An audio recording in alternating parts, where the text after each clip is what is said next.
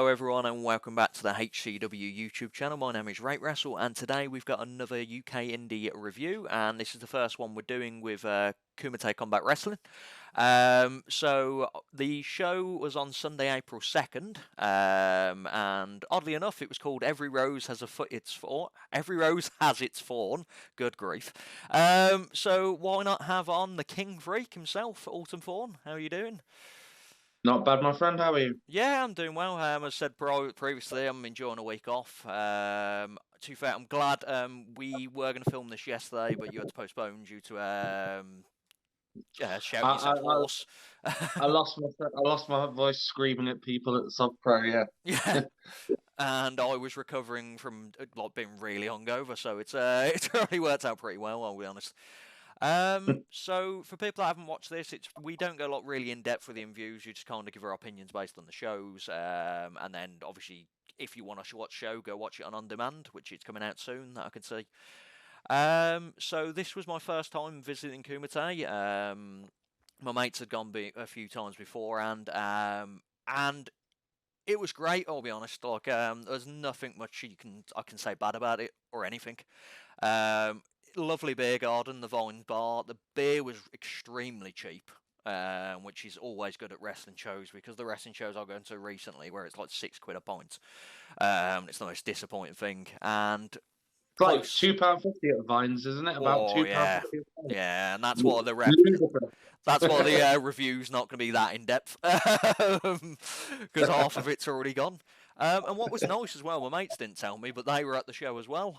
So I got there and they were just sitting front row, so that worked out really well. So you didn't get to see obviously a lot of the show due to obviously you were preparing for your match. So we'll go through bits. Did you catch the first few matches before that, or?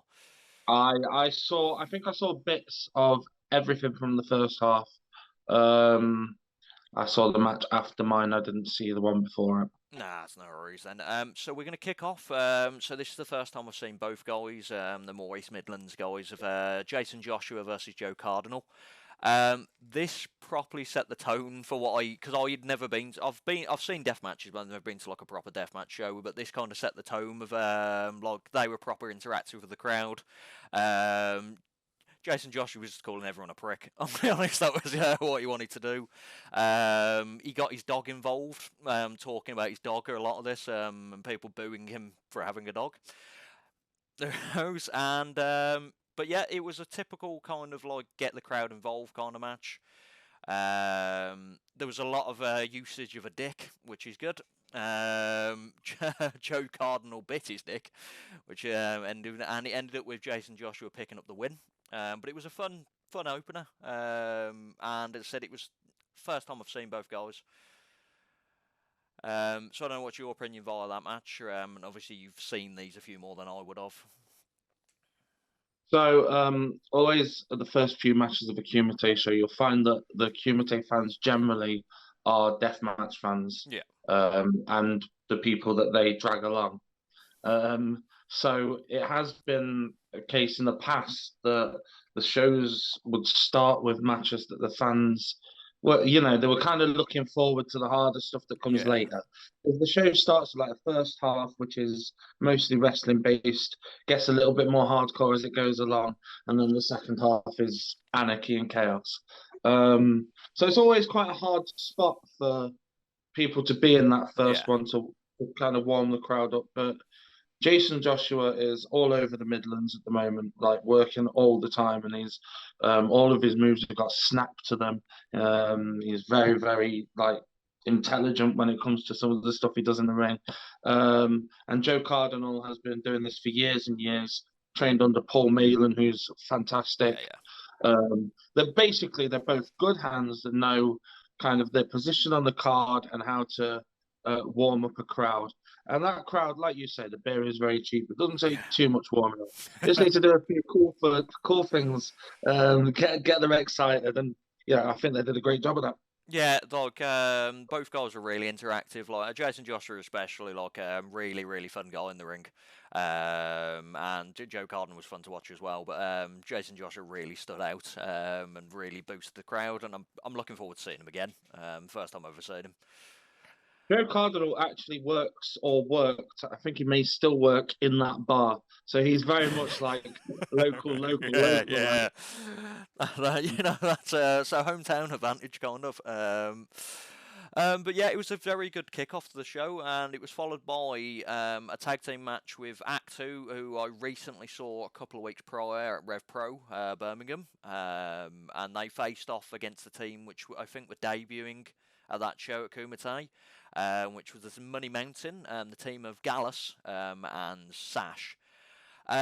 Gallus is massive. Like the pictures on the thing, I thought he's going to be a big guy, but then when he was actually there, he's just like I've never seen. Like he was just a boulder of a person. yeah, yeah, And it just worked. Him and Sash worked really well because, like, he's just a bolder person, and Sash is one of these people that because he's got him backing him, he's just all mouth, just full on yeah, all mouth.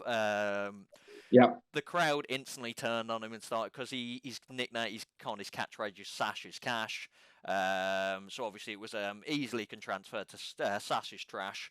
And a favourite that wasn't getting thrown out, Sash's Gash, which that was getting thrown out a few times. But he really knew how to work the crowd. And Act 2, like as I said, the first time I saw them was at Rev Pro, and they're pretty much like the underdog kind of team. They're two like not smaller guys, but not like size of Gallus. When I saw them, were fighting Brendan White, another huge guy. But it was just a really fun match. Act 2 were working on Sash, but as soon as Gallus came in, it was just kind of like all bets are off. But what's good about Act 2 is they always can pull it out of the bag, and they did pick up the win in this matchup. But they made the much a fun match. Good double team offense, but Money Mountain, very good team as well. 100%. I think Act Two are one of the best tag teams in the country. Yeah. Had the privilege of knowing them pretty much since they broke in, and I've always backed them and said they should be everywhere. And I'm very happy to see that they are getting around now. Big companies, big opportunities, very much deserved because no matter what kind of show it is, no matter what kind of crowd it is, I've never seen them not bring it, like really bring it. They try everything they can to put other people over and to give people an exciting match. So if they're on the show, I think you're pretty much guaranteed at least one good match. And then Money Mountain, like you say, it's one of those kind of classic tag team combinations where Sash can do all the jaw jacking and then hide behind the mountain of a man in front of him, right? It reminded me like a Ted DiBiase, Andre the Giant kind of thing. Yeah, That kind of. yeah. I can speak trash because this guy's massive. But Sash also has he's trained as a fighter in the past. He's athletic. He's actually very talented and he's very smart, astute when it comes to how he puts together matches, and both teams care about tag team wrestling and care about the rules. And I think on shows like ours to have a solid structure in a match, it makes something stand out rather than because so much of our shows are chaos. Then when you've got a tag team that are actually doing these these tag team things, I think people appreciate it. It's like adding Eddie Guerrero to an ECW show, Yeah, it's different variations, isn't it? Yeah, different flavor. So yeah, great. That was of the matches that I saw, that was my favorite. Really enjoyed that. I think you'll see Money Mountain back at Kumite again as well. Yeah, I hope so. I really enjoyed them. Yeah, like as I said, it was just like the talk of Sash, but just the absolute man mountain. Dallas is a fantastic big man. He knows exactly. He knows what to do. He works that role well, and he is intimidating. Like you say, he's he's a bowling ball of a man. Yeah. The pictures didn't do him justice, like the actual promo picture. Because I was speaking to Fletcher about it. It was like, oh, he just looks a big guy. He's a big guy. He's a big guy. Yeah. And then this was followed by, I don't know who was original. I can't remember. We were discussing it on the press, but someone couldn't turn up, and he was replaced by David Grant, the King of the Dark Fruits. Kyle Kingsley. Kyle Kingsley, that was it. I can even see why he didn't turn up. because on Friday he had a match with me. He cactus clotheslined me over the top rope, hit his heel on the floor, and his entire foot bruised by the next day. He worked a match the next day. It went 5 minutes, and that was about all he could do. By Sunday, he could barely stand. So David Grant took his place. Oh, that's I not think great. he can blame me for that, basically. Yeah, there we go then. Taking the competition out. But yeah, so he was replaced by David Grant, and he was fighting Rourke, who is also just a man-mountain guy. Like, I'd love to see him versus Gallus at some point. I'm going to throw that out there straight away. Just two beefy men hitting each other. Yep, yep. This was fun. Just like a fun. It wasn't a match I was expecting. I'll be honest. I was expecting it was just going to be a hard hitting. Like there was hard hitting, but there is actually like comedy and fun elements to it as well. Both guys got really over with the crowd. The King Dartfruits obviously was his Dartfruit gun pretty helped. And then Rourke seems to have like a bit of a following at Kumite already.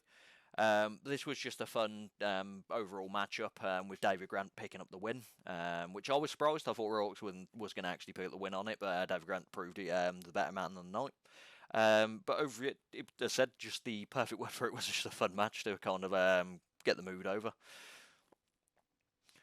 Yeah, totally. I think it was smart that they didn't go the big man route because me and BA were going to do that later, Yeah. and with Glass. So you know, like, so I think what they did was really smart, which was like it showed what they could do, but had a lot of fun as well.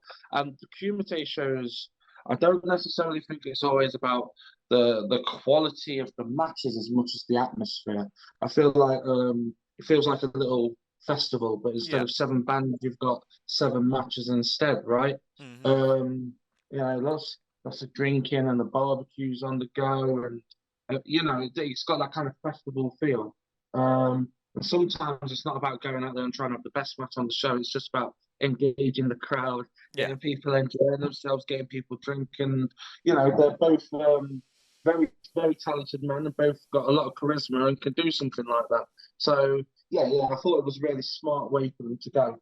And I agree with you. I would really like to see Gallus versus Rourke at some point. Yeah. Rourke is super strong, like ridiculously strong. Some of the things I've seen him do are ludicrous. So I think that would be a fun one to watch out for in the future.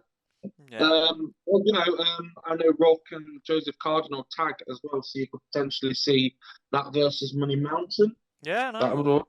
Get the gateway into there. But yeah, as you mentioned, it's more about the crowd there on the day, and like they know how to kind of sway the crowd. Obviously, as you said, there's a lot of drink flowing, so it's not hard to sway the crowd, but it's to kind of pick it up. It's proper community feeling at Kumite. Like you have the wrestlers all out and about during like the interval and after the show, kind of greeting everyone and speaking. Everyone like people that have had matches, like you'll see like Jason Joshua would just be in the crowd for the rest of the match and stuff like that. It's a nice feeling. Everyone gets on, which is it's not like that. But when you just have that bad feeling of one fan kind of ruins everything. Everyone seems to get on. As I said, I really, really enjoyed it. And I've already brought my ticket to the next one. But when I was speaking, so the next matchup, I kind of spoke to Fletch after this match and said this was like the perfect kind of it's like a gateway drug kind of match. So it wasn't the bridge between the two. Yeah, it wasn't like a death match, but it was there. And just the people involved in it. You had Tombe, Amara, and Redu Bulat. The thing that comes straight away in this match is it just made me laugh so much. The PlayStation games. People hitting each other with PlayStation games. One landed right on our bench, and it was FIFA 2002. It was just on our bench, and it was like Edgar Davids is on the front of it. It was like that old. But yeah, this was a really good match. As I said, it was like a gateway of like the hard stuff was in it, like the violence, but also it was fun at the same time. You had because obviously you had the different feeling of having Amara in the match at the same time. She's a bigger girl, but she can handle herself. And it was like they were trying to kind of fight between themselves, Tombe and Radu, and she was like, "No, come on, fight me as well." And then they just whammed her. And then it went from there. There was like bottle cap bats and like Lego and just insanity. Like for it, like if you want to mix between kind of going deathmatch to going hardcore, this is it. Tom Beep ended up picking up the win, but just overall, it's just very, very, very good match to kind of get in between going to the strong stuff after the interval. Tomby's on a roll at the moment. Tomby's on a roll. Everywhere he's going, he's killing it. He's having great matches with the best around. He bleeds like a mother. Like I've never seen a man bleed as much as Tomby bleeds. So there was no way he was going to be on, even if it was the first half, and not do very violent things, like to be expected. Yeah. And both of the other two people in the match, Radu and Voodoo Queen, are both about it as well. Yeah. They don't mind getting violent. So as soon as I saw that match was closed in the first half, I thought that's going to ramp things up quite significantly, and it did. Good chemistry. Like I think Voodoo Queen brought the games with her. Yeah. Oh no, I saw her picking them up afterwards, and it was funny. It made me laugh. I just wanted to get rid of them, she said, and like, why not smash them over Tommy's head, you know? Yeah, like I've got a closet full of PS2 games that are just going to be there for the rest of my life. But also Tomby, just think this is just a random thing. When I got to Derby, I got off the train and was walking out the station, and I saw a guy on the left, tatted up, and he just had two like plasters on the top of his head. And I was just looking at him, and I was turning, and went, "That's gotta be that's gotta be Tom. That's gotta be the deathmatch guy for Tomby." So when you're just looking, yeah, he's definitely gonna be wrestling. Yeah. And then suddenly I kind of realised who it was. But yeah, so this kicked off into the interval straight after that, and the hot dogs were amazing as well. Like I didn't realise because I was just drinking of quite a few. I drank because I got there like 2 hours before, and I went to a place called Ryan's Bar, which is the roughest bar in the world. I don't know why I walked in there. Like, but I walked in and there was just like loads of guys with like caps, neck tattoos, and I'm just walking in there with my beard on my hand, going hello. So yeah, our body half time was kind of steaming, but yeah, the hot dog kind of sufficed. It went down into like 2 bites. But yeah, kicking off straight into the second half, this is where it kind of went all into absolute fuckery. So we had the first death match, which 2 guys. So Antonio Gonzalez, I recently saw, and yourself at well, I wasn't there live, but I saw it on Progress Team and the TNT show, DOA. So I watched that prior to coming to this, so I got to see a bit of Antonio Gonzalez, but I'd never seen Jack Bennett before. But you could tell both guys were mental. And it was just craziness from the start of it, like flipping needles involved and so forth, like that, like that shock value, and they really brung it, like blood, like tubes. They knew how to kind of go straight into it, and the crowd loved it. Like the crowd were already around the ring straight away. They knew it was going to kick off. Mental. I don't. Have you been in the ring with either on? I had Antonio's first ever deathmatch with him. Okay. In fact, when he found out that I was doing Kumite, we'd known each other for years. He's trained by one of my best mates, Joe Connors. So I've known him since he was much smaller, Yeah, a kid basically. When he saw that I was doing death matches at Kumite, he was straight into my inbox saying I'd love to get involved in that in some way. And I knew it was all about it. I could tell straight away just by the way we were talking. And he's not half-arsing it, but guys like Antonio and Jack, they're not. There wasn't many of them around 15, 20 years ago in deathmatch. no. They're fully hybrid wrestlers. They've both been brought up in the business doing family shows, wrestling matches. I know Jack did a lot of stuff in Lincoln. Antonio is more Leicester based. Yeah. Like they've been doing this for years and years, wrestling on family shows. They know how to wrestle. They are very, very competent, very strong wrestlers. So then to add the extra stuff Yeah. is what I think it makes them stand out. I think it makes their matches just a little bit special because you're going to see some cool wrestling. You're going to see some violent shit as well.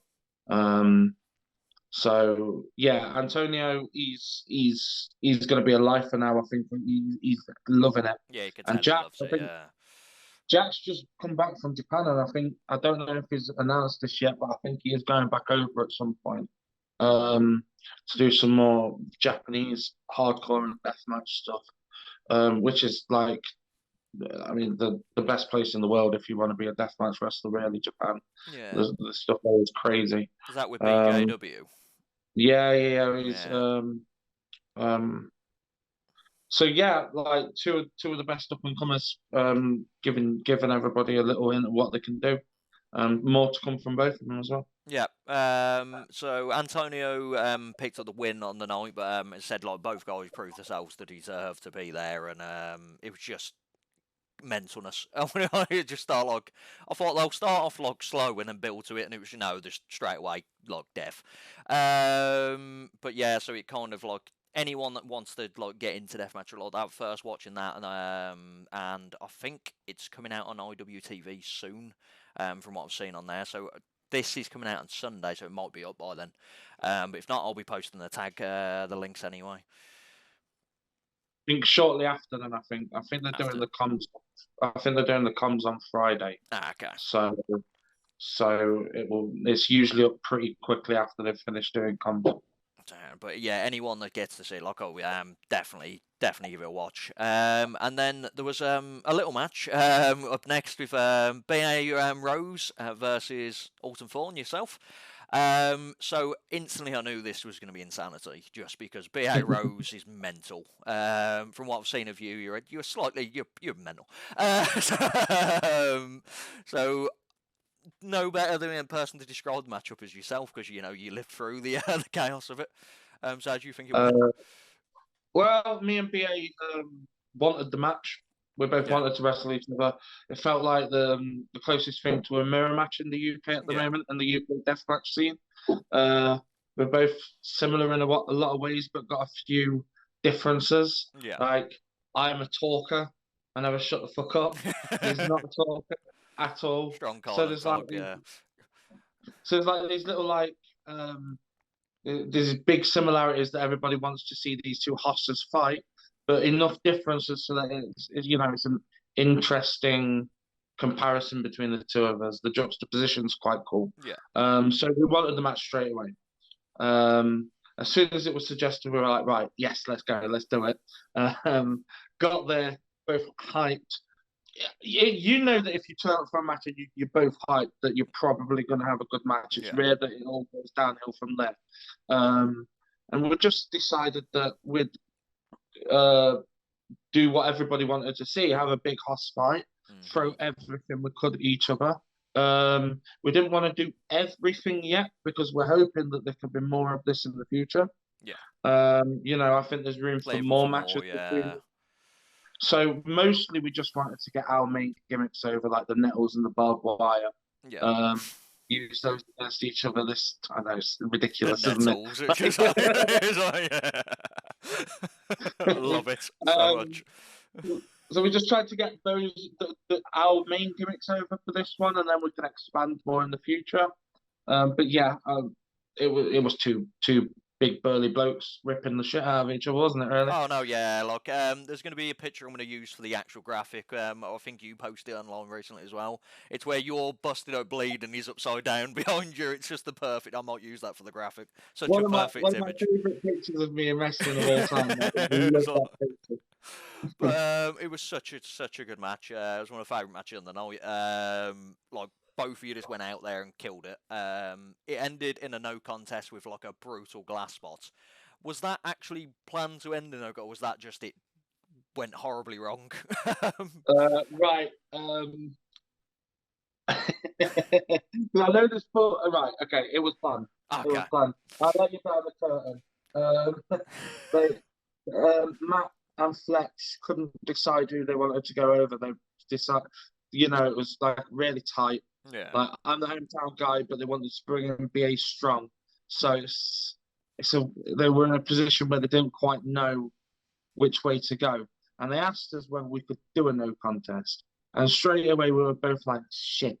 Because in a death match, it's difficult to get to a no contest Yeah. because like you're supposed to be the toughest wrestler, With the the amount of toughest stuff type of going on, wrestler. yeah, it's kind of Yeah, hard to yeah. suddenly finish Like with no one. Yeah. what's going to make you stop, right? Like what's going to make you stop? It have to be something Yeah. really, really bad. And the way we figured to do it was if we had the glass laid out, and he choked me out with the barbed wire, Mm. but when I passed out, I fall through the glass and take Yeah. him with me, and he hurts himself on the landing. Then I've passed out. He can't respond because he's hurt, like his legs, his back, or whatever he's landed on. So the ref calls it a no contest. Yeah. That leaves it like it looks like we both potentially seriously hurt each other, so the crowd understand why it stopped, but it leaves it open for us to come back to that match in the future. So yeah, it was planned, and I think it went down really well because it's the first time I've heard in this country I've heard two deathmatch wrestlers get an ovation. Like Yeah. everybody started clapping, and I thought, okay, well, I think yeah, that's about as good as we could have asked for then. Well, yeah. Like, you definitely did a good job. As I said, like, it wouldn't have been me asking that question, was it planned? Because I just thought it was just something went terribly wrong at the end. So that definitely, you definitely, a no contest definitely worked. And it's one match I'm really looking forward to seeing again because you said like standing ovations, everyone loved it. Like the violence on it was extreme, and as you said, like just nettles, just nettling itself. Like I have feelings of, I don't know when you were younger when you play football and the ball goes into the nettles and it's just the worst thing in the world. You're scared to get it out of the nettles, let alone hitting someone with them. So Well, I think that's the massive part of the reason it works is because like not everybody's been hit by a chair. Very few people have been hit by a light tube in the head. Everybody's been in this country has yeah, been stung by animals. Everybody's and it's walked the through. worst. No, it sucks. It Yeah. sucks. They're getting around it. I've kind of got used to it now. Oh, yeah, you'd Like, think, wouldn't you? Yeah, it's like I said, like football. If it went in the nettles, and it was like if you're the one guy if you're wearing shorts, you're not going in there. You get that one guy wearing tracky bottoms. Yeah, you're safe. So then finally, we got onto a match which I was looking forward to. First time seeing both guys actually live, but I've seen both guys on demands and so forth. So we had Big fucking Joe, the king of the death match, pretty much in the UK at this moment in time, versus Big Lou Nixon, who every match I've seen them's just been fantastic. Like his stuff with ICW, No Holds Barred and stuff like that has been great. Like I was a big fan of him since then. To see this as a main event was just going to be great. The visual at the start of the match of the usual deathmatch visual of like tubes everywhere in the ring, you knew it was just going to be insanity. Within like 2 seconds, Big Joe had a white shirt and then it was red. So your typical Big Joe shirt. And both guys just left. Like there was no. They just went out and absolutely clobbered each other. Big Joe just is mental. Like I think it's past mental. Like he's just insane.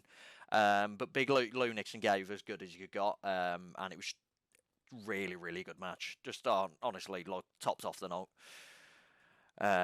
Did you get to see the match afterwards, or? I was getting cleaned up for like the first bit of the match, but Yeah. then I came down and grabbed the beer and um, because they're two of the best in the world, two of the best deathmatch wrestlers in the world. Like they're traveling the world doing this Yeah. for big companies against the biggest names of all time. I think as far as death matches in this country go at the moment, that's as big as it gets, right? Joe and Lou. Definitely, yeah. It's a big matchup. Like the only people that could potentially lay claim to being the same size as Clint and Darko, maybe, Yeah. because they're also doing the world traveling at the moment.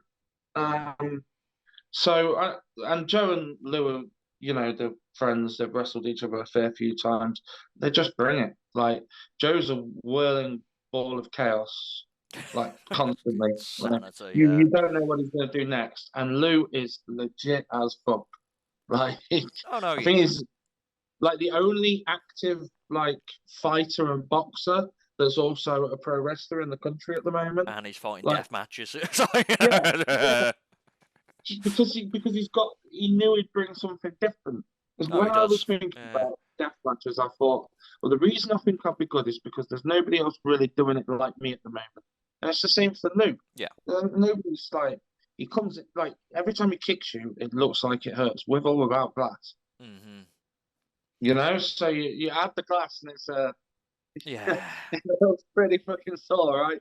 Um, I thought they had a brilliant match. I thought that title, Jet, is one of the most important like hardcore titles in the country now because they're having matches like that at the top of the card, defending it. It means something, you know. They're both bleeding for it. They're both putting everything into it. I think it makes that Death Wolf title seem important, which is why I want to fucking have it one day. You know? But yeah, just overall, like top to bottom, the show was fantastic. Like I was saying to yourself on Instagram, it's nice. Like deathmatch scene in like in the Midlands hasn't been that like strong. It's all up north, like TNT, North Wrestling stuff like that. So it's nice to have a place like Kumite to bring it to the Midlands, and it's definitely brought it. But it's just like you as everything. Like if you want to see a wrestling match at the start, you have that. If you want, then you get into the grittier stuff as it goes along. Like the community there. Like I got to speak to Lou Nixon afterwards. Like really nice guy.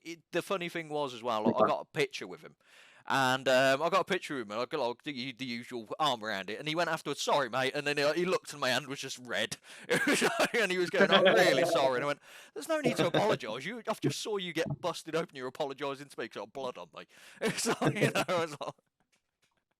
And then Big Joe Yeah. did the same. And it's like, like it is what it is. Deathmatch wrestlers are nice guys in Yeah. my experience. I haven't met a wanker amongst them yet. They're No, all really nice. all really nice guys. Like everyone I've met, like Clint's local to myself in Kamikaze. He wrestles. He used to wrestle a lot in Kamikaze, and he's one of the nicest guys I've met. Like the atmosphere and just overall, if you can get down to it, just definitely buy tickets as soon as you can. Just a perfect place to be if you love deathmatch wrestling, drinking, and just getting on with everyone. But yeah, so that's it for that. So as I said, it'll be on IWTV soon enough, probably a few days after this review's been out. So as I said, we didn't go fully into detail because you just need to watch it yourself. The insanity of it, from Jason Joshua's dick getting bit all the way to Big Joe just red shirt. That's the best way to describe it. It's just That's good. Yeah, that's good. but yeah, it was just the perfect time to be out, and I'll definitely be going back to the next one. Well, I've already bought a ticket, so I have no choice now. But hopefully Fletch has given us the option to do this again, because obviously the shambles of the first preview. Luckily, I'm hoping people have heard my audio in this, and it's not me just going, "Oh, it was horrible. I was so gutted." But yeah, thank you for coming on. No problem. No problem. It's been really good. I've enjoyed it. Thank you very much. No worries. And as usual, we've had your Instagram handle down below. Is there any other things you want to flog, like different social medias, etc.?